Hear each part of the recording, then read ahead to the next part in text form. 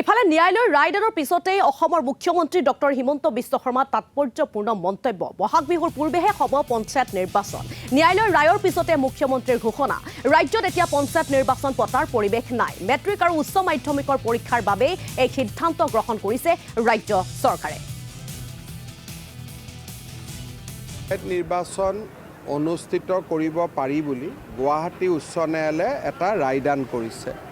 কিন্তু আজি 13 তাৰিখ 12 তাৰিখ আজিৰ পৰা যদি এমাহৰ ভিতৰত আমি পঞ্চায়ত ইলেকশ্যন অনুষ্ঠিত কৰোঁ, সি মেট্ৰিক পৰীক্ষা আমাৰ 14 তাৰিখৰ পৰা হায়াৰ ছেকেণ্ডেৰী পৰীক্ষা অনুষ্ঠিত হ'ব।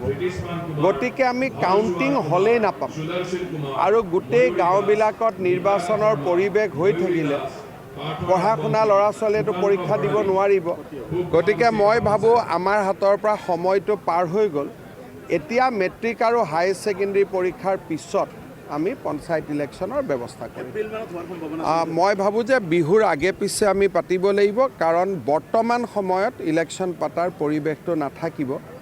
আৰু আপোনালোক সকলোৱে জানে যে মেট্ৰিক আৰু হায়াৰ ছেকেণ্ডেৰী পৰীক্ষা খুব গুৰুত্বপূৰ্ণ পৰীক্ষা। আমাৰ মন আছিলে যে আমি যদি 3 তাৰিখ বা 2 তাৰিখে যদি অধিসূচনা দিব পাৰিলোহেঁতেন, মেট্ৰিক পৰীক্ষা 10 দিন আগতে আমাৰ পঞ্চায়ত ইলেকশ্যনটো সম্পূৰ্ণ হৈ গ'লহেঁতেন। কিন্তু যি নহওক, উচ্চ ন্যায়ালয়ৰ ওপৰতো আমাৰ কোনো বক্তব্য নাই। তেখেতসকলৰ যিয়ে যেনেকৈ নিৰ্দেশ দিয়ে আমি পালন কৰিবই লাগিব। কিন্তু মই ভাবোঁ যে আমি মেট্ৰিক আৰু হায়াৰ ছেকেণ্ডেৰী পৰীক্ষাৰ আগত এতিয়া আমি পঞ্চায়ত পাতাৰ পৰিৱেশটো নাথাকিব।